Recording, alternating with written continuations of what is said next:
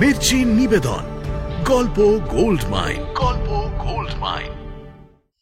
বর্মা থেকে তোমার চিঠির জবাব এসেছে। অফিসের বড় খাম, হয়তো জরুরি কিছু আছে ভেবে আনন্দকে দিয়ে পড়িয়ে নিলাম। তারপরে বড় সাহেব তোমার দরখাস্ত মঞ্জুর করেছেন, জানিয়েছেন তুমি গেলেই তোমার সাবেক চাকরি আবার ফিরে পাবে।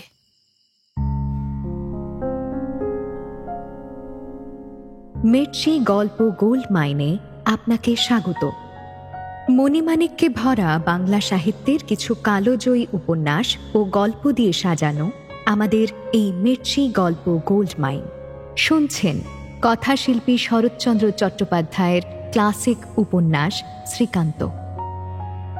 কলেরার প্রকোপে বিপর্যস্ত শ্রীকান্ত সাহায্য করতে গিয়ে হারিয়ে ফেলে নিজের দিশা। এক বৃদ্ধের বাড়িতে আশ্রয় নিয়ে পায় শান্তির ছোঁয়া। সেখানে আবার দেখা হয় আনন্দের সঙ্গে, যার চোখে রাজলক্ষ্মীর প্রতি অভিমান স্পষ্ট হয়ে ওঠে। তারপর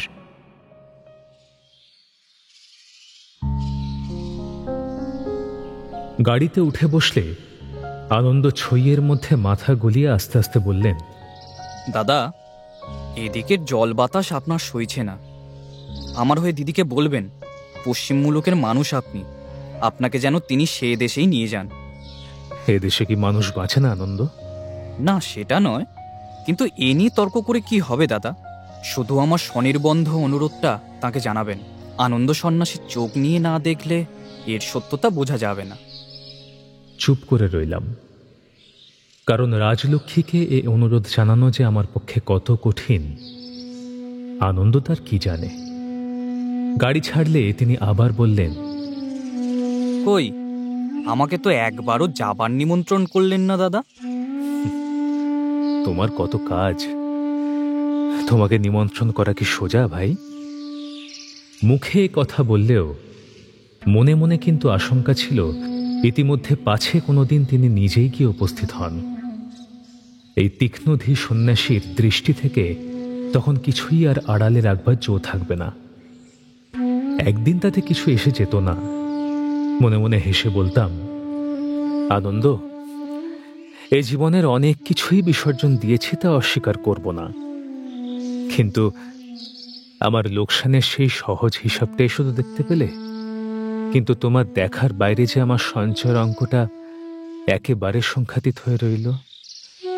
মৃত্যু পারের সে পাথেও যদি আমার জমা থাকে, এদিকের কোনো ক্ষতিকেই আমি গণনা করব না।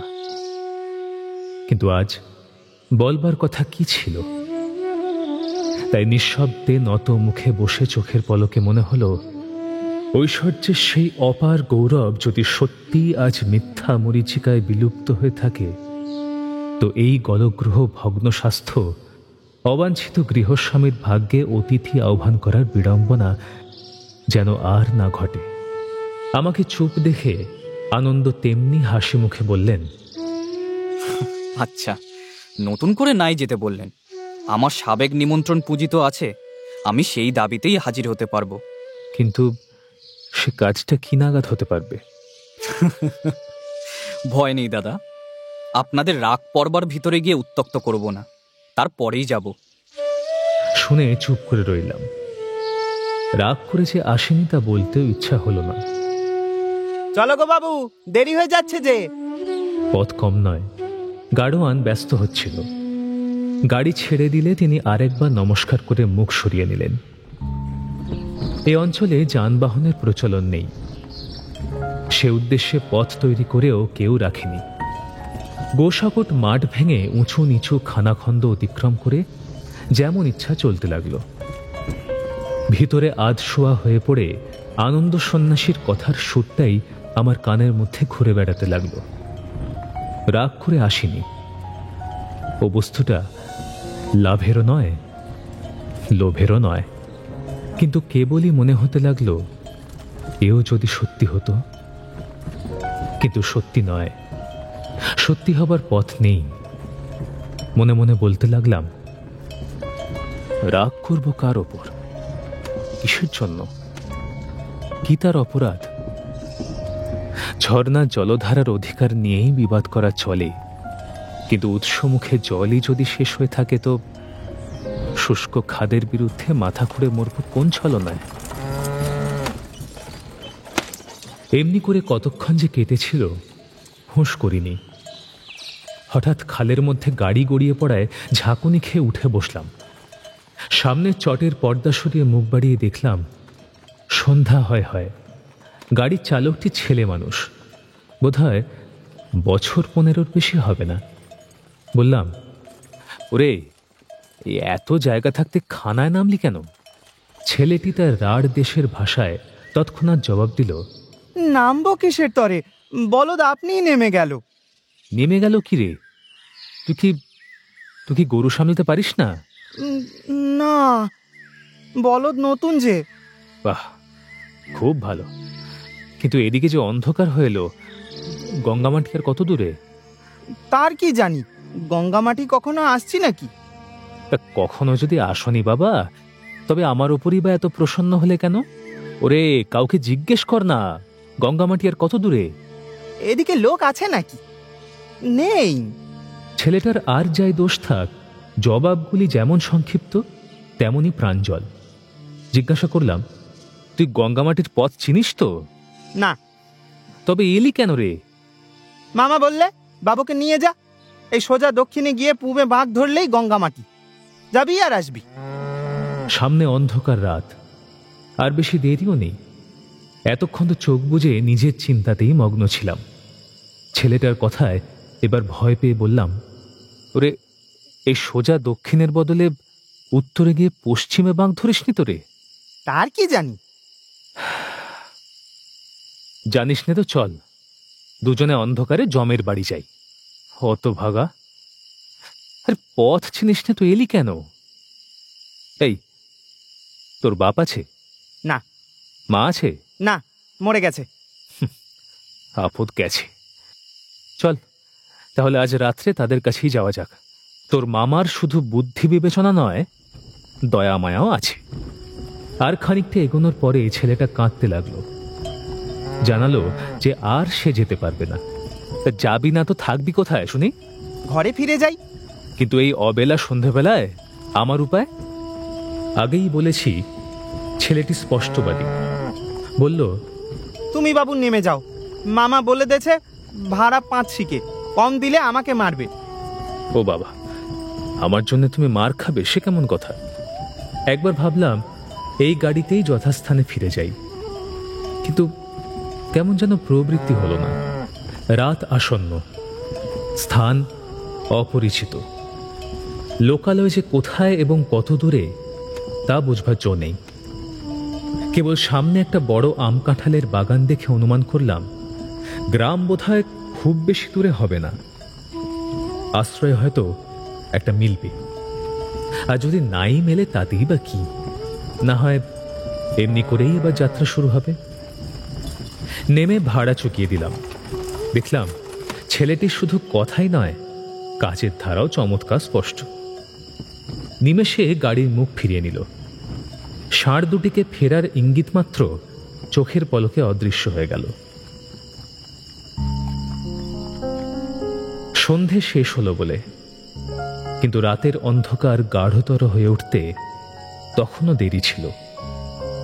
এই সময়টুকুর মধ্যে যেমন করে হোক আশ্রয় খুঁজে বার করতে হবে। এ কাজ আমার পক্ষে নতুনও নয়, কঠিন বলেও কোনো দিন ভয় হয়নি। কিন্তু আজ সেই আমবাগানের পাশ দিয়ে পায়ে চলা পথের রেখা ধরে যখন ধীরে ধীরে এগোতে লাগলাম, তখন কেমন যেন উদ্বেগ আর লজ্জায় মনের ভেতরটা ভরে আসতে লাগলো। ভারতের অন্যান্য প্রদেশের সঙ্গে একদিন ঘনিষ্ঠ পরিচয় ছিল, কিন্তু এখন যে পথে চলেছি সে যে বাংলার রাঢ় দেশ, এর সম্বন্ধে তো কোনো অভিজ্ঞতা নেই। কিন্তু এ কথা মনে হলো না যে সেসব দেশের সম্বন্ধেও একদিন এমনই অনভিজ্ঞই ছিলাম। জ্ঞান যা কিছু পেয়েছি তা এমনি করেই নিজেকে সঞ্চয় করতে হয়েছিল, অপরে করে দেয়নি। আসল কথা, কিসের জন্য যে সেদিন দ্বার আমার সর্বত্রই মুক্ত ছিল এবং আজ সংকোচ ও দ্বিধায় তা অবরুদ্ধ প্রায়, সেই কথাটাই ভেবে দেখলাম না। সেদিনে সে যাওয়ার মধ্যে কৃত্রিমতা ছিল না, কিন্তু আজ যা করছি সে শুধু সেদিনের নকল মাত্র। সেদিন বাইরের অপরিচিতই ছিল আমার পরম আত্মীয়। তাদের উপর নিজের ভার তুলে দিতে তখন বাধেনি, কিন্তু সেই ভার আজ ব্যক্তিবিশেষের কাছে দিয়ে ফেলার পরে সমস্ত ভার কেন্দ্রটাই অন্য কোথাও সরে গেছে। তাই আজ অজানা অচেনার মধ্যে চলবার পা দুটো আমার প্রতি পদেই ভারী হয়ে আসছে। সেদিনে সেই সব সুখ দুঃখের ধারণায় আজ কতই না প্রভেদ, তবুও চলতে লাগলাম। এই বনের মধ্যে রাত কাটানোর সাহসও নেই, শক্তিও গেছে। আজকের মতো কিছু একটা পেতেই যে হবে। ভাগ্য ভালো, খুব বেশি দূর হাঁটতে হলো না। একটা গাছের ফাঁক দিয়ে অট্টালিকার মতো দেখা গেল। সেই পথটুকু ঘুরে তার সামনে গিয়ে উপস্থিত হলাম। অট্টালিকাই বটে, কিন্তু মনে হলো জনহীন। সামনে লোহার গেট, কিন্তু ভাঙা। শিকগুলোর অধিকাংশই লোকে খুলে নিয়ে গিয়েছে। ভিতরে ঢুকে পড়লাম। খোলা বারান্দা, বড় বড় দুটো ঘর, একটা বন্ধ এবং যেটা খোলা তার দ্বারে আসা মাত্র একজন কঙ্কালসার মানুষ বাইরে এসে দাঁড়ালো। দেখলাম ঘরের চার কোণে চারটে লোহার খাট। একদিন গদি পাতা ছিল, কিন্তু কালক্রমে চটগুলো লুপ্ত হয়েছে। আছে শুধু ছোবড়ার কিছু কিছু তখনও অবশিষ্ট। একটা তেপাই, গোটা কয়েক টিন ও এনামেলের পাত্র। তাদের স্ত্রী ও বর্তমান অবস্থা বর্ণাতীত। অনুমান যা করেছিলাম তাই বটে। বাড়িটি হাসপাতাল। এই লোকটি বিদেশি, চাকরি করতে এসে পীড়িত হয়ে দিন 15 হলো ইনডোর পেশেন্ট হয়ে আছে। লোকটির সঙ্গে প্রথম আলাপ এইরকম হলো। বাবু মশাই, গোটা চারেক পয়সা দেবেন? কেন বলো তো? খিদে মরি বাবু, মুড়ি টুড়ি দুটো কিনে খাবো। তুমি রোগী মানুষ, যা তা খাওয়া তোমার বারণ নয়। আগে না। এখানে তোমাকে খেতে দেয় না? সকালে এক বাটি সাগু দিয়েছিল, তা সে কোন কালে খেয়ে ফেলেছি। তখন থেকে আমি গেটের কাছে বসে থাকি। ভিক্ষে পাই তো আর একবেলা খাওয়া হয়, না হয়তো উপবাসে কাটে। ডাক্তার একজন আছেন, বোধহয় যৎ সামান্য হাত খরচা মাত্র বন্দোবস্ত আছে। সকালবেলায় একবার করে তার দেখা পাওয়া যায়। আর একটা লোক নিযুক্ত আছে, তাকে কম্পাউন্ডারি থেকে শুরু করে লণ্ঠনের তেল দেওয়া পর্যন্ত সমস্তই করতে হয়। আগে একজন চাকর ছিল বটে, কিন্তু মাস 6 হলো মাইনে না পাওয়ায় রাগ করে চলে গেছে। এখনো নতুন কেউ ভর্তি হয়নি। ঝাটপাট কে দেয়? আজকাল আমিই দিই। আমি চলে গেলে আবার যে নতুন রোগী আসবে সেই দেবে। বেশ ব্যবস্থা। হাসপাতালটি কার জানো? লোকটি আমাকে ওদিকের বারান্দায় নিয়ে গেল। কড়ি থেকে একটি টিনের লণ্ঠন ঝুলছে। কম্পাউন্ডার বাবু বেলাবেলি সেটি জেলে দিয়ে কাজ সেরে ঘরে চলে গেছেন। দেয়ালের গায়ে আঁটা মস্ত একটি মর্মর প্রস্তর ফলক, সোনার জল দিয়ে ইংরেজি অক্ষরে আগাগোড়া খোদাই করা সন তারিখ সংবলত শিলালিপি। জেলার যে সাহেব ম্যাজিস্ট্রেট দয়া করে এর উদ্বোধন কার্য সম্পন্ন করেছিলেন, তার নাম ধাম সর্বাগ্রে। নিচে প্রশস্তি পাঠ। কে একজন রায়বাহাদুর তাঁর রত্নগর্ভা মাতা স্মৃতি রক্ষার্থে জননী জন্মভূমিতে এই হাসপাতাল প্রতিষ্ঠা করেছেন। তার শুধু মাতা পুত্রই নয়, ঊর্ধ্বতন 3-4 পুরুষের বিবরণ। বোধহয় ছোটখাটো কুলপুঞ্জি বললেও অত্যুক্তি হয় না। লোকটি যে রাজ সরকারের রায়বাহাদুরির যোগ্য, তাতে লেশমাত্র সন্দেহ নেই। কারণ টাকা নষ্ট করার দিক দিয়ে ত্রুটি ছিল না। ইট ও কাঠ এবং বিলেতের আমদানি লোহার কড়িবর্গার বিল মিটিয়ে অবশিষ্ট যদি বা কিছু থাকে, সাহেব শিল্পীর হাতে বংশগৌরব লেখাতেই তা নিঃশেষিত হয়েছে। ডাক্তার ও রোগীর ওষুধপথ্যের ব্যাপারের ব্যবস্থা করার হয়তো টাকাও ছিল না, ফুরসতও ছিল না। প্রশ্ন করলাম, রায়বাহাদুরের বাড়ি কোথায়? বেশি দূরে নয়, এই কাছেই। এখন গেলে দেখা হবে? আগে না, বাড়িতে তালা বন্ধ, তারা সব কলকাতায় থাকেন। কবে আসেন জানো? লোকটি বিদেশি, সঠিক সংবাদ দিতে পারল না, তবে বলল যে বছর 3 আগে একবার এসেছিলেন, এ কথা ডাক্তারবাবুর মুখে শুনেছি। সর্বত্র একই দশা, অতএব দুঃখ করার বিশেষ কিছু ছিল না। এদিকে অপরিচিত জায়গায় সন্ধ্যা উত্তীর্ণ হচ্ছিল, সুতরাং রায়বাহাদুরের কার্যকলাপ পর্যালোচনা করার চেয়ে জরুরি কাজ বাকি ছিল।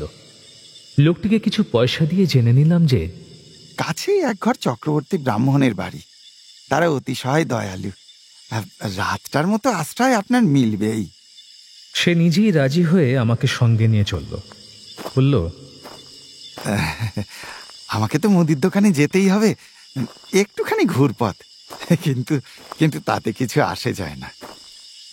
চলতে চলতে তার কথাবার্তায় বুঝলাম এই দয়ালু ব্রাহ্মণ পরিবার থেকে সে পথ্যাপথ্য অনেক রাতই গোপনে সংগ্রহ করে খেয়েছে। মিনিট 10 হেঁটে চক্রবর্তীর বার মহলে এসে উপস্থিত হলাম। আমার পথপ্রদর্শক ডাক দিয়ে বলল, ঠাকুরমশাই, ঠাকুরমশাই ঘরে আছেন? কোনো সাড়া এলো না। ভেবেছিলাম কোনো সম্পন্ন ব্রাহ্মণ বাড়িতে আতিথ্য নিতে চলেছি, কিন্তু ঘর দ্বারে স্ত্রী দেখে মনটা দমে গেল। ওদিকে সাড়া নেই, এদিকে আমার সঙ্গীর অধ্যাবসায়ও অপরাজেয়। তা না হলে এই গ্রাম ও হাসপাতালে বহুদিন আগেই তার রুগ্ন আত্মা স্বর্গীয় হয়ে তবে ছাড়ত।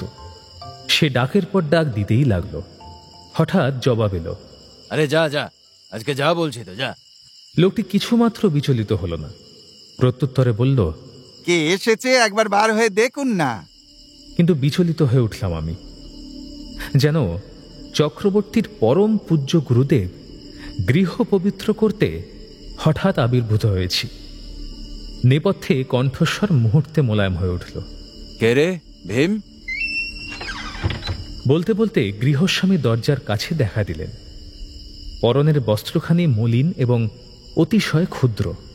অন্ধকারে তার বয়স অনুমান করতে পারলাম না, কিন্তু খুব বেশি বলেও মনে হলো না। আবার জিজ্ঞাসা করলেন, ভীম কে রে? বুঝলাম আমার সঙ্গীর নাম ভীম। ভীম বলল, ভদ্রলোক, বামুন, পথ ভুলে হাসপাতালে গিয়ে হাজির। আমি বললুম, ভয় কি, চলুন না ঠাকুরমশাইয়ের বাড়িতে, আপনাকে রেখে আসি, গুরু আদরে থাকবেন। ভীম সত্যই অতিশয়োক্তি করেনি। চক্রবর্তী আমাকে পরম সমাদরে গ্রহণ করলেন, স্বহস্তে মাদুর পেতে বসতে দিলেন এবং তামাক খেতে ইচ্ছা করি কিনা জেনে নিয়ে ভিতরে গিয়ে নিজেই তামাক সেজে আনলেন। চাকরগুলো সব জ্বরে পড়ে রয়েছে, কি যে করি। শুনে অত্যন্ত কুণ্ঠিত হয়ে পড়লাম। ভাবলাম এক চক্রবর্তীর গৃহ ছেড়ে আর এক চক্রবর্তীর গৃহে এসে পড়লাম। কে জানে আতিথ্যটা এখানে কিরকম দাঁড়াবে। তবুও হুঁকোটা হাতে পেয়ে টানবার উপক্রম করছি। হঠাৎ অন্তরাল থেকে তীক্ষ্ণ কণ্ঠের প্রশ্ন এলো, হ্যাঁ গা, কে মানুষটি এলো? অনুমান করলাম ইনিই গৃহিণী। জবাব দিতে চক্রবর্তীরই শুধু গলা কাঁপল না, আমারও যেন হৃৎকম্প হল।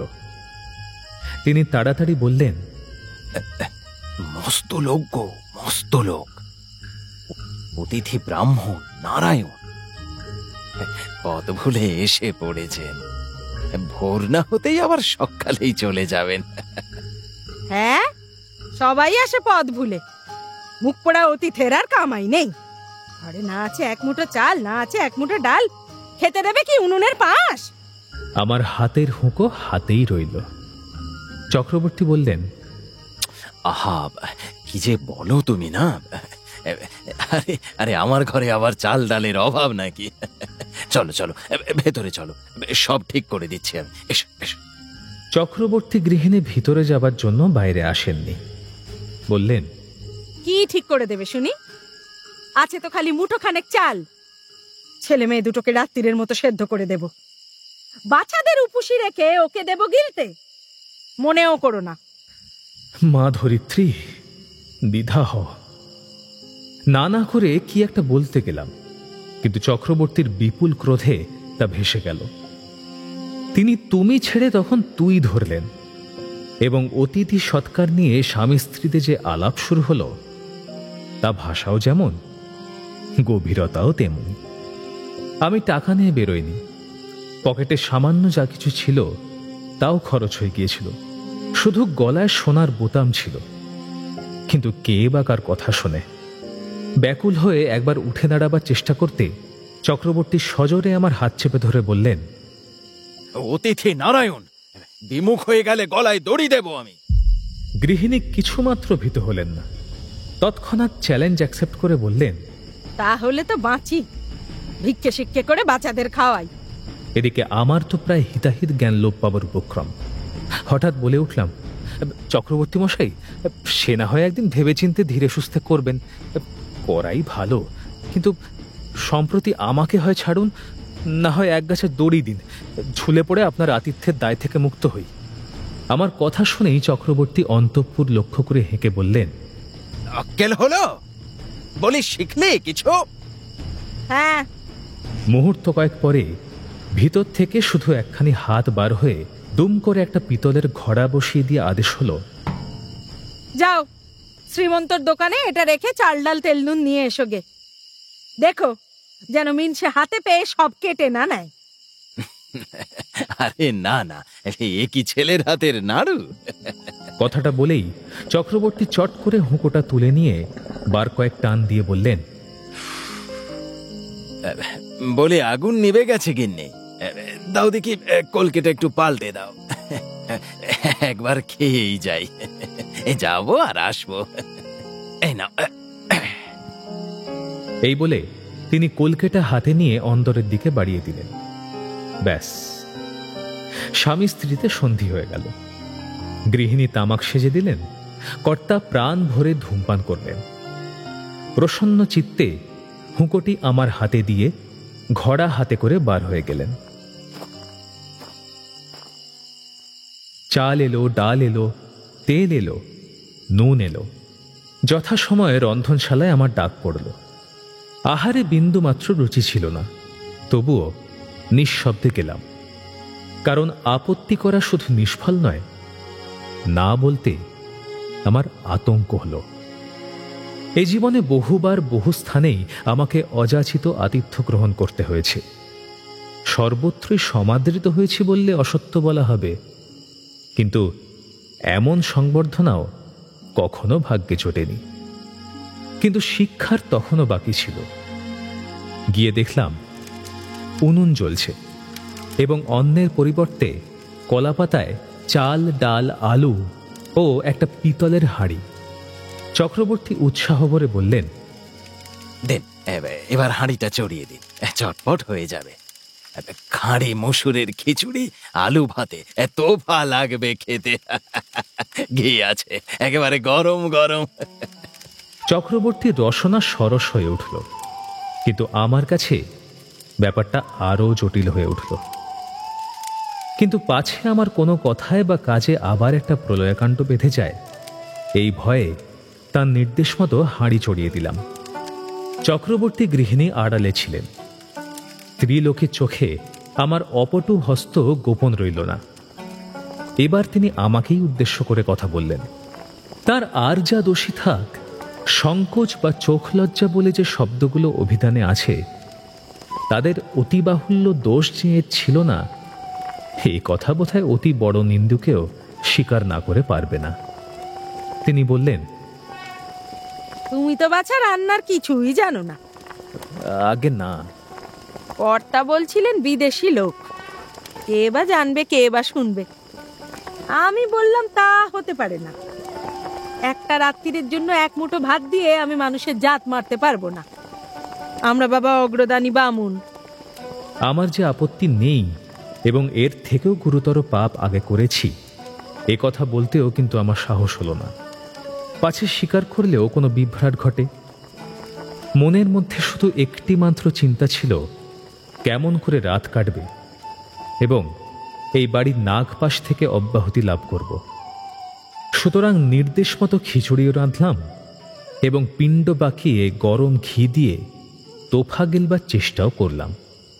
এই অসাধ্য যে কি করে সম্পন্ন করলাম আজও জানি না। কেবলই মনে হতে লাগলো চাল ডালের তোফা পিণ্ড পেটের মধ্যে গিয়ে পাথরের পিণ্ড পাকাচ্ছে। অধ্যাবসায় অনেক কিছুই হয়, কিন্তু তারও সীমা আছে। হাত মুখ ধোবার অবসর মিলল না, সমস্ত বার হয়ে গেল। ভয়ে শীর্ণ হয়ে উঠলাম, কারণ এগুলো যে আমাকেই পরিষ্কার করতে হবে তাতে সন্দেহ নেই। কিন্তু সে শক্তি আর ছিল না। চোখের দৃষ্টি ঝাপসা হয়ে উঠল। কোনো মতে বলে ফেললাম, কোথাও আমাকে একটু শোবার জায়গা দিন, মিনিট পাঁচেক সামলে নিয়ে আমি সমস্ত পরিষ্কার করে দেব। ভেবেছিলাম প্রত্যুত্তরে কি যে শুনবো জানি না, কিন্তু আশ্চর্য এই, চক্রবর্তী গৃহিণীর ভয়ানক কণ্ঠস্বর হঠাৎ কোমল হয়ে উঠল। এতক্ষণে তিনি অন্ধকার থেকে আমার সামনে এলেন। বললেন, তুমি কেন বাবা পরিষ্কার করতে যাবে? আমি সব সাফ করে ফেলছি। বাইরের বিছানাটা এখনো করে উঠতে পারিনি। ততক্ষণে এসো, তুমি আমার ঘরে গিয়ে শোবে। না বলবার সামর্থ্য নেই। নীরবে অনুসরণ করে তাঁরই শতচ্ছিন্ন শয্যায় এসে চোখ বুজে শুয়ে পড়লাম। অনেক বেলায় যখন ঘুম ভাঙল তখন মাথা তোলবারও শক্তি ছিল না, এমনি জ্বর। সহজে চোখ দিয়ে আমার জল পড়ে না, কিন্তু এত বড় অপরাধে যে এখন কেমন করে কি জবাবদিহি করব এই কথা ভেবে নিছক ও নিরবচ্ছিন্ন আতঙ্কেই আমার দুই চোখ জলে ভরে উঠল। মনে হল বহুবার বহু নিরুদ্দেশ যাত্রাতেই বার হয়েছি, কিন্তু এতখানি বিড়ম্বনা জগদীশ্বর আর কখনো অদৃষ্টে লেখেননি। আরেকবার প্রাণপণে উঠে বসবার চেষ্টা করলাম, কিন্তু কোনো মতেই মাথা সোজা করতে না পেরে চোখ বুজে শুয়ে পড়লাম। আজ চক্রবর্তী গৃহিণীর সঙ্গে মুখোমুখি আলাপ হল।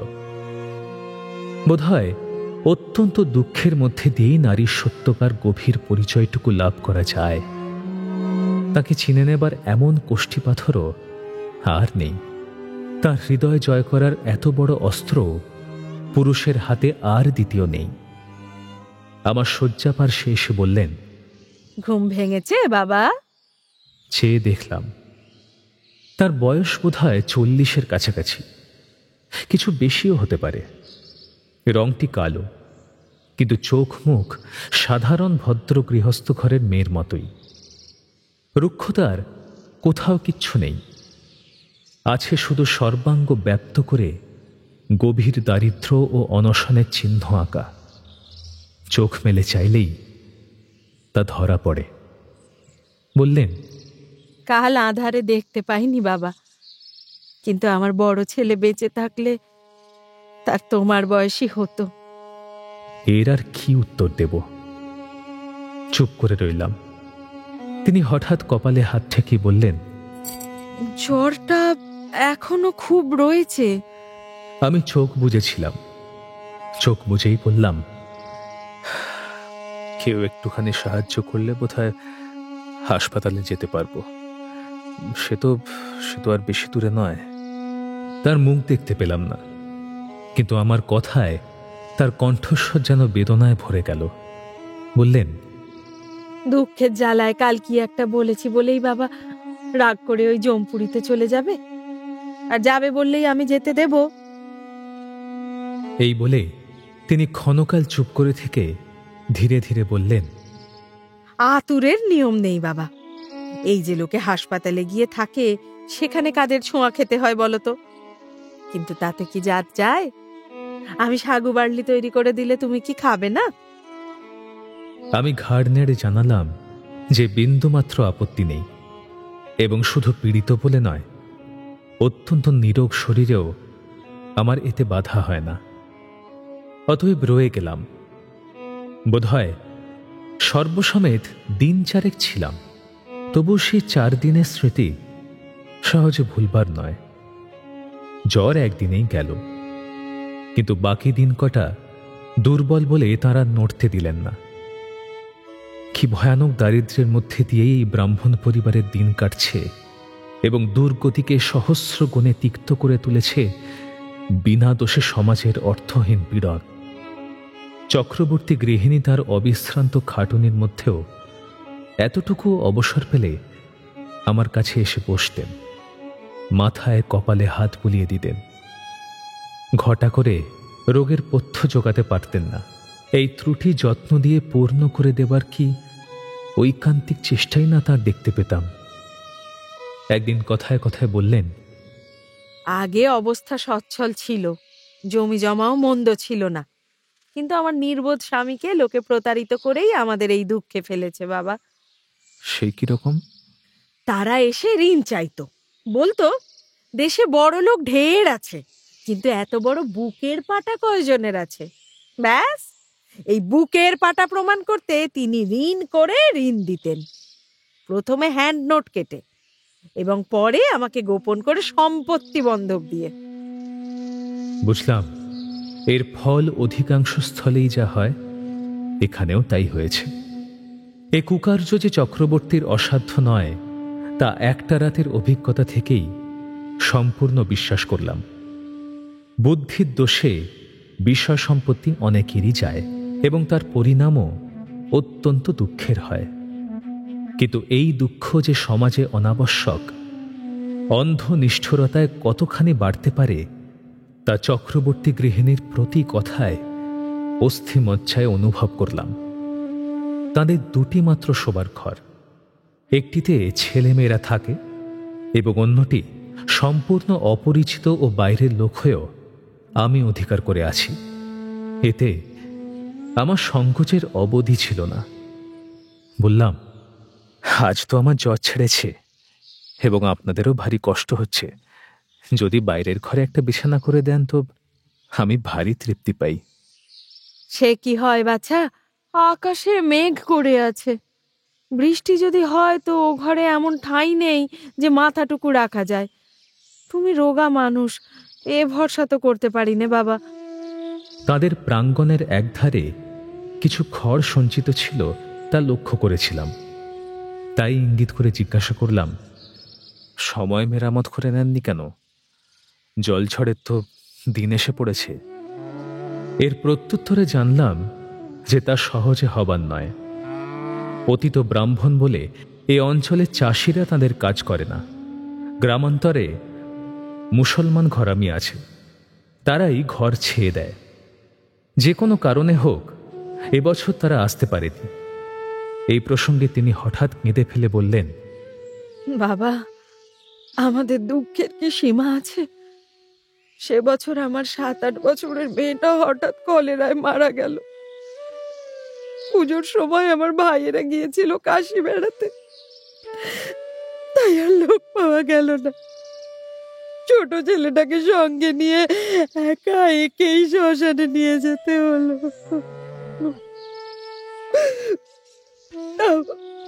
তাও কি সৎকার করা গেল? কাঠকুটো কেউ কেটে দিল না। বাপ হয়ে গর্ত করে বাচ্চাকে পুঁতে রেখে ঘরে ফিরে এলেন। বলতে বলতে তার পুরনো শোক একেবারে নতুন করে দেখা দিল। চোখ মুছতে মুছতে যা বলতে লাগলেন তার মোট অভিযোগ এই যে, আমাদের পূর্বপুরুষদের কোন কালে কে শ্রাদ্ধের দান গ্রহণ করেছিলেন সেই তো অপরাধ, অথচ শ্রাদ্ধ হিন্দুর অবশ্য কর্তব্য এবং কেউ না কেউ দান গ্রহণ না করলে সে শ্রাদ্ধ অসিদ্ধ ও নিষ্ফল হয়ে যায়। তবে দোষটা কোথায়? আর দোষই যদি থাকে তো মানুষকে লোভ দেখিয়ে সে কাজ করানো কিসের জন্য? এসব প্রশ্নের উত্তর দেওয়াও যেমন কঠিন, পূর্ব পিতামহগণের কোন দুষ্কৃতির শাস্তি স্বরূপ তাদের বংশধররা এরকম বিড়ম্বনা ভোগ করছেন তা এতকাল পরে আবিষ্কার করাও তেমনি দুঃসাধ্য। শ্রাদ্ধের দান নেওয়া ভালো কি মন্দ জানি না, মন্দ হলেও এ কথা সত্যি যে ব্যক্তিগতভাবে এ কাজ তারা করেন না, অতএব নিরপরাধ। অথচ প্রতিবেশী হয়ে আরেকজন প্রতিবেশীর জীবনযাত্রার পথ বিনা দোষে মানুষ যে এতখানি দুর্গম ও দুঃখময় করে দিতে পারে এমন হৃদয়হীন নির্দয় বর্বরতার উদাহরণ জগতে বোধহয় এক হিন্দু সমাজ ছাড়া আর কোথাও নেই। তিনি আবার বললেন, এই গ্রামে লোক বেশি নেই। জ্বর আর ওলা উঠায় অর্ধেক মরে গেছে। এখন আছে শুধু ব্রাহ্মণ, কায়স্থ আর রাজপুত। আমাদের যে কোনো উপায় নেই বাবা, নইলে ইচ্ছে হয় কোনো মুসলমানের গ্রামে গিয়ে বাস করি। কিন্তু সেখানে তো জাত যেতে পারে। চক্রবর্তী গৃহিণী এ প্রশ্নের ঠিক জবাব দিলেন না। বললেন, আমার সম্পর্কে একজন খুড় শ্বশুর আছেন, তিনি দুমকায় চাকরি করতে গিয়ে খ্রিস্টান হয়েছেন। তার তো আর কোনো কষ্টই নেই। চুপ করে রইলাম। হিন্দু ধর্ম ত্যাগ করে কেউ ধর্মান্তর গ্রহণে মনে মনে উৎসুক হয়ে উঠেছে শুনলে কষ্ট হয়, কিন্তু সান্ত্বনাই বা দেব কি বলে। এতদিন জানতাম অস্পৃশ্য নীচ জাতি যারা আছে তারাই শুধু হিন্দু সমাজের মধ্যে নির্যাতন ভোগ করে, কিন্তু আজ জানলাম কেউই বাদ যায় না। পরে অনেককেই জিজ্ঞাসা করেছি, অনেকেই স্বীকার করে বলেছেন এ অন্যায়, তবুও নিবারণের কোনো পথই তারা নির্দেশ করতে পারেন না। এই অন্যায়েরই মধ্যে দিয়ে তারা জন্ম থেকে মৃত্যু পর্যন্ত চলতে সম্মত আছেন, কিন্তু প্রতিকারের প্রবৃত্তি বা সাহস কোনোটাই তাদের নেই। দিন তিনেক পরে সুস্থ হয়ে একদিন সকালে যাবার জন্য প্রস্তুত হয়ে বললাম, মা, আজ আমাকে বিদায় দিন। চক্রবর্তী গৃহিণীর দুই চোখ জলে ভেসে গেল। বললেন, দুঃখীর ঘরে অনেক দুঃখ পেলে বাবা, তোমাকে কটু কথাও কম বলিনি। এ কথার উত্তর খুঁজে পেলাম না। না না, সে কিছুই না। আমি মহা সুখে ছিলাম। আমার কৃতজ্ঞতা ইত্যাদি মামুলি ভদ্র বাক্য উচ্চারণ করতেও আমার লজ্জা বোধ হল। বজ্রানন্দের কথা মনে পড়ল। সে একদিন বলেছিল, ঘর ছেড়ে আসলে কি হবে? এই বাংলাদেশের গৃহে গৃহে মা বোন, সাধ্য কি তাদের স্নেহের আকর্ষণ এড়িয়ে যায়? কথাটা কত বড়ই না সত্যি। অতিশয় দারিদ্র ও নির্বোধ স্বামীর অবিবেচনার আতিশয্য এই গৃহস্থ ঘরের গৃহিণীকে প্রায় পাগল করে দিয়েছে। কিন্তু যে মুহূর্তেই তিনি অনুভব করলেন আমি পীড়িত, আমি নিরুপায়, আর তার ভাববার কিছু রইল না। মাতৃত্বের সীমাহীন স্নেহে আমার রোগ ও পরগৃহবাসের সমস্ত দুঃখ যেন দুই হাত দিয়ে মুছে দিলেন। চক্রবর্তী চেষ্টা করে একখানা গোযান সংগ্রহ করে আনলেন। গৃহিণীর ভারী ইচ্ছা ছিল আমি স্নানাহার করে যাই, কিন্তু রোদ বাড়ার আশঙ্কায় পীড়াপিড়ি করলেন না। শুধু যাত্রাকালে দেবদেবীর নাম স্মরণ করে চোখ মুছে বললেন, বাবা, যদি কখনো এদিকে আসো, আর একবার দেখা দিয়ে যেও। এদিকে আসাও কখনো হয়নি, দেখা দিতেও আর পারিনি। শুধু বহুদিন পরে শুনেছিলাম রাজলক্ষ্মী কুশারী মহাশয়ের হাত দিয়ে তাদের অনেকখানি ঋণের অংশ গ্রহণ করেছিল। গঙ্গামাটির বাড়িতে এসে যখন পৌঁছলাম তখন বেলা প্রায় তৃতীয় প্রহর। দরজার দুদিকে কলাগাছ ও মঙ্গল ঘট বসানো, ওপরে আম্রপল্লবের মালা দোলানো।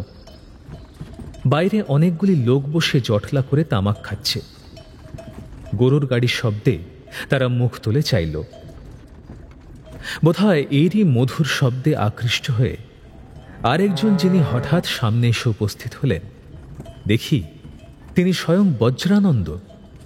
তার উল্লসিত কলরব উদ্দাম হয়ে উঠল এবং কে একজন ছুটে ভিতরে খবর দিতেও গেল। স্বামীজি বলতে লাগলেন যে, আমি এসে সব ঘটনা জানানো পর্যন্ত চারিদিকে লোক পাঠিয়ে আপনাকে খুঁজে বার করার চেষ্টারও যেমন বিরাম ছিল না দাদা, তেমনি বাড়ি শুদ্ধ সকলের দুশ্চিন্তারও শেষ নেই। আচ্ছা, ব্যাপার কি? হঠাৎ কোথায় ডুব দিয়েছিলেন বলুন তো? গারোয়ান ছোঁড়াটা তো গিয়ে বললে আপনাকে গঙ্গামাটির পথে নামিয়ে দিয়েই নাকি সে ফিরে গেছে। রাজলক্ষ্মী কাজে ব্যস্ত ছিল। এসব কথার মাঝেই এসে পায়ের কাছে গড় হয়ে প্রণাম করল। বলল, বাড়ি শুদ্ধ সবাইকে কি শাস্তি তুমি দিলে? কিন্তু দেখো আনন্দ, আমার মন জানতে পেরেছিল যে আজ উনি আসবেনি। দূরে কলা গাছ আর ঘট স্থাপনা দেখিয়ে আমি বুঝেছি যে আমার আসার খবরটা তুমি পেয়েছ। কবাটের আড়ালে রতন এসে দাঁড়িয়েছিল। সে তাড়াতাড়ি বলে উঠল, আগে সেজন্যে নয়, আজ বাড়িতে ব্রাহ্মণ ভোজন হবে কিনা বক্রেশ্বর দেখে এসে মা। রাজলক্ষ্মী ধমক দিয়ে তাকে থামিয়ে দিল। তোকে আর ব্যাখ্যা করতে হবে না রতন, নিজের কাজে যা। তার আরক্ত মুখের দিকে চেয়ে বজ্রানন্দ হেসে ফেলল, বলল, কি জানেন দাদা, কোনো একটা কাজে লেগে না থাকলে মানসিক উৎকণ্ঠা অত্যন্ত বৃদ্ধি পায়, সহ্য করা যায় না। ভোজের আয়োজনটা কেবল এই জন্যেই না দিদি? রাজলক্ষ্মী জবাব দিল না, রাগ করে বার হয়ে গেল। বজ্রানন্দ জিজ্ঞাসা করল, ভয়ানক রোগা দেখাচ্ছে দাদা। ইতিমধ্যে ঠিক কি কাণ্ড ঘটেছিল বলুন তো? বাড়ি না ঢুকে হঠাৎ গা ঢাকা দিতে গেলেন কেন? গা ঢাকা দেবার কারণ সবিস্তারে বর্ণনা করলাম। শুনে আনন্দ বলল, ভবিষ্যতে এরকম করে আর পালাবেন না। কিভাবে যে ওর দিনগুলো কেটেছে তা চোখে না দেখলে বিশ্বাস করা যায় না। তা জানতাম, সুতরাং চোখে না দেখেও আমি বিশ্বাস করলাম। রতন চা ও তামাক দিয়ে গেল। আনন্দ বলল, আমিও বাইরে যাই দাদা। এখন আপনার কাছে বসে থাকলে আরেকজন হয়তো ইহজন্মে আর আমার মুখ দেখবেন না। এই বলে সে হেসে প্রস্থান করল। খানিক পরে রাজলক্ষ্মী প্রবেশ করে অত্যন্ত সহজভাবে বলল, ও ঘরে গরম জল, গামছা, কাপড় সমস্ত রেখে এলাম। শুধু গা মাথা মুছে কাপড় ছেড়ে ফেলোগে। জ্বরের ওপর খবরদার যেন মাথায় জল ঢেলো না বলছি। কিন্তু স্বামীজি তোমাকে ভুল বলেছে, জ্বর তো আমার নেই। নাই থাক, কিন্তু হতে কতক্ষণ? সে খবর তোমাকে সঠিক দিতে পারবো না, কিন্তু গরমে আমার সর্বাঙ্গ জ্বলে যাচ্ছে, স্নান করা দরকার। দরকার নাকি? তাহলে একা হয়তো পেরে উঠবে না, চলো আমিও তোমার সঙ্গে যাচ্ছি। এই বলে সে নিজেই হেসে ফেলে বলল, কেন আড়ি করে আমাকেও কষ্ট দেবে, নিজেও কষ্ট পাবে? এত অবেলায় নেও না লক্ষ্মীটি। এই ধরনের কথা বলায় রাজলক্ষ্মীর জোড়া কোথাও দেখিনি। নিজের ইচ্ছাকেই জোর করে পরের কাঁধে চাপিয়ে দেবার কটুতাটুকু সে স্নেহের মাধুর্য রসে এমনই ভরে দিতে পারত যে সে জেদের বিরুদ্ধে কারো কোনো সংকল্পই মাথা তুলতে পারত না। এই ব্যাপারটা তুচ্ছ, স্নান না করলেও আমার চলে যাবে, কিন্তু চলে যায় না এমন ব্যাপারও বহুবার দেখেছি। তার ইচ্ছা শক্তিকে অতিক্রম করে চলবার শক্তি শুধু কেবল আমিই পাই না তা নয়, কাউকে কোনোদিনই খুঁজে পেতে দেখিনি। আমাকে তুলে দিয়ে সে খাবার আনতে গেল। তোমার ব্রাহ্মণ ভোজনের পালাটা আগে শেষ হোক না। রক্ষে করো তুমি, সে পালা শেষ হতে যে সন্ধে হয়ে যাবে। গেলই বা। তাই বটে, ব্রাহ্মণ ভোজন আমার মাথায় থাক। তার জন্য তোমাকে উপোস করালে আমার স্বর্গের সিঁড়ি ওপরের বদলে একেবারে পাতালে মুখ করে দাঁড়াবে। এই বলে সে খাবার আনতে বেরিয়ে গেল। একটু পরে কাছে বসে আজ সে আমাকে যা খাওয়াতে বসল তা রোগীর পথ্য। কাজের বাড়ির যাবতীয় গুরুপাক বস্তুর সঙ্গে তার সম্বন্ধ ছিল না। বোঝা গেল আমার আসার পরেই সে নিজের হাতে প্রস্তুত করেছে। তবুও আসা পর্যন্ত তার আচরণে, তার কথা বলার ধরনে এমনই কি একটা অনুভব করছিলাম যা শুধুই অপরিচিত নয়, অত্যন্ত নতুন। এটাই খাওয়ানোর সময় একেবারে সুস্পষ্ট হয়ে উঠল। অথচ কিসে এবং কেমন করে যে সুস্পষ্ট হলো, কেউ জিজ্ঞাসা করলে আমি অস্পষ্ট করেও বোঝাতে পারতাম না। হয়তো এই কথাটাই প্রত্যুত্তরে বলতাম যে মানুষের অত্যন্ত ব্যথার অনুভূতি প্রকাশ করার ভাষা বোধহয় আজও আবিষ্কৃত হয়নি। রাজলক্ষ্মী খাওয়াতে বসল, কিন্তু খাওয়া না খাওয়া নিয়ে তার আগেকার দিনে সেই অভ্যস্ত জবরদস্তি ছিল না। ছিল ব্যাকুল অনুনয়, জোর নয়, ভিক্ষা। বাইরের চোখে তা ধরা পড়ে না, পড়ে শুধু মানুষের নিভৃত হৃদয়ের অপলক চোখ দুটির দৃষ্টিতে। খাওয়া শেষ হল। আমি এখন যাই? জানি তার অতিথি সজ্জন বাইরে সমবেত হচ্ছিল, কাজেই বললাম, যাও। আমার উচ্ছিষ্ট পাত্রগুলো হাতে নিয়ে সে যখন ধীরে ধীরে ঘর থেকে বার হয়ে গেল, তখন বহুক্ষণ পর্যন্ত আমি অন্য মনে সেই দিকে চেয়ে নীরবে বসে রইলাম। মনে হতে লাগলো রাজলক্ষ্মীকে যেমনটি রেখে গিয়েছিলাম, এই কটা দিন পরে তেমনটি তো আর ফিরে পেলাম না। আনন্দ বলেছিল, কাল থেকেই দিদির এক প্রকারে অনাহারেই কেটেছে, আজ জলস্পর্শও করেননি, এবং কাল কত বেলায় যে তার উপবাস ভাঙবে তার কিছুমাত্র নিশ্চয়তা নেই। জানি রাজলক্ষ্মীর ক্ষেত্রে এ অসম্ভব নয়, চিরদিনই দেখে এসেছি তার ধর্মপিপাসু চিত্ত কোনো দিন কোনো কৃচ্ছ সাধনেই বিমুখ নয়। এখানে এসে অবধি সুনন্দার সাহচর্যের সেই অবিচলিত নিষ্ঠা তার নিরন্তর বেড়েই উঠছিল। আজ তাকে অল্পক্ষণ মাত্রই দেখবার অবকাশ পেয়েছি, কিন্তু যে দুর্গেয় রহস্যময় পথে সে দ্রুত বেগে পা ফেলে চলেছে, মনে হল তার নিন্দিত জীবনের সঞ্চিত কালিমা যত বড়ই হোক আর তার নাগাল পাবে না। কিন্তু আমি যে তার পথের মাঝখানে উত্তুঙ্গ গিরিশ্রেণীর মতো সমস্ত অবরোধ করে আছি।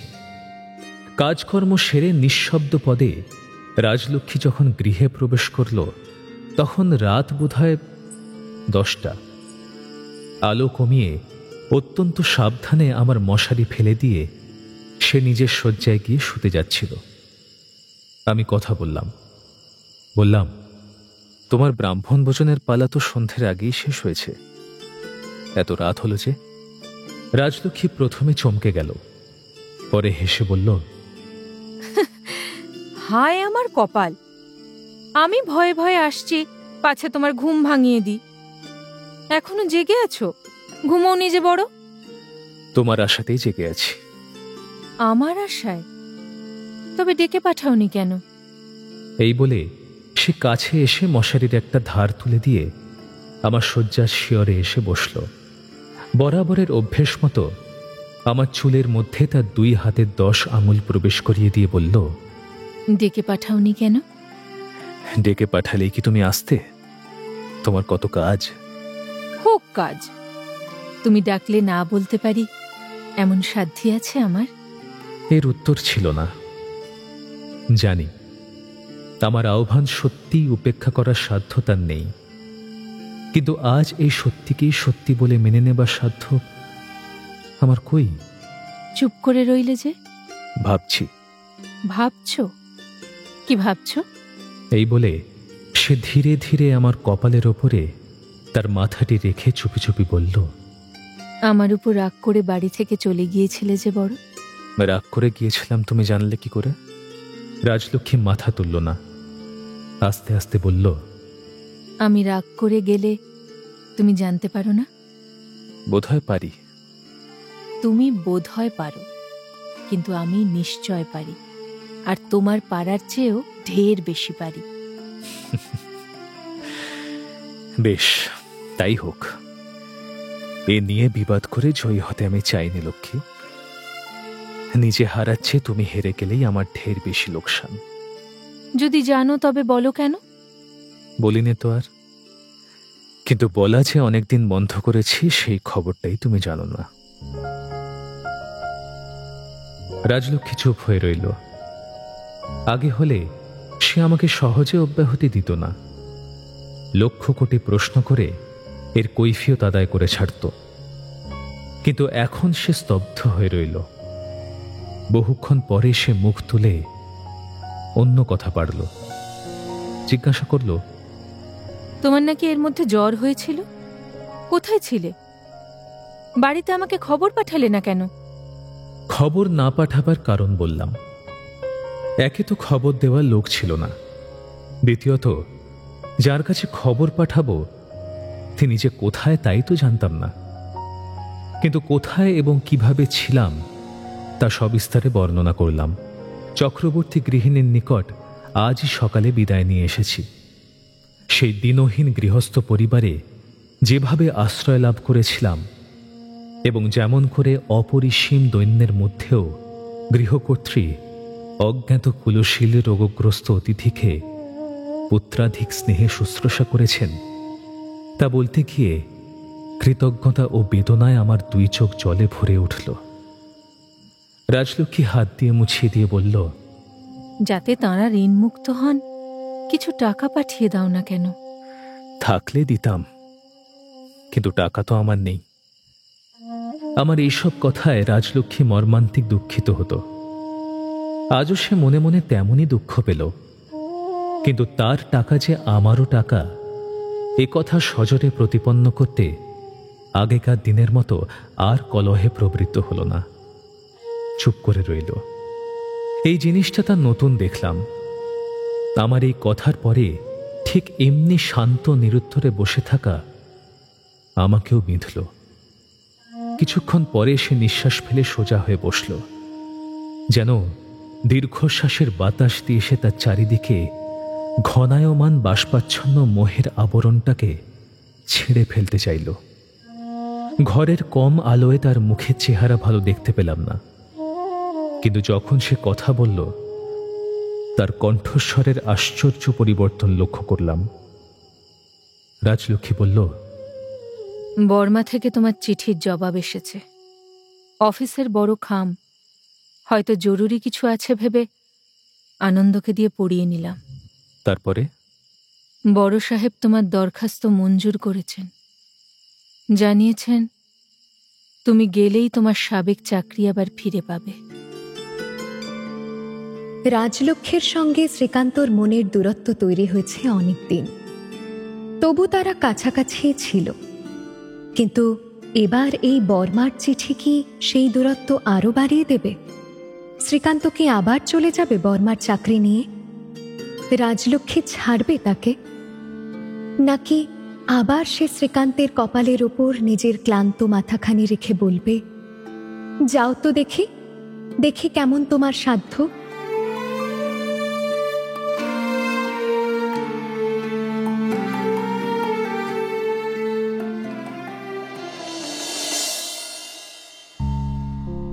শুনলেন শরৎচন্দ্র চট্টোপাধ্যায়ের শ্রীকান্ত। আজ শুনলেন পর্ব 20। উপস্থাপনায় শিবাশিস বন্দ্যোপাধ্যায়, নাট্যরূপ অর্পিতা চট্টোপাধ্যায়, পর্ব পরিচালনায় দেবলীনা আচার্য, বিশেষ তত্ত্বাবধানে সৌভিক গুহ সরকার, সৃজনশীল পরিচালনায় ইন্দ্রাণী চক্রবর্তী, প্রযোজনায় ভিজুয়াল অডিও। শ্রীকান্ত প্রসূন দাস, রাজলক্ষ্মী অমৃতা রয়, চক্রবর্তী স্পন্দন দাস, মহিলা শ্রাবণী মুখার্জি এবং অন্যান্য শিল্পীরা।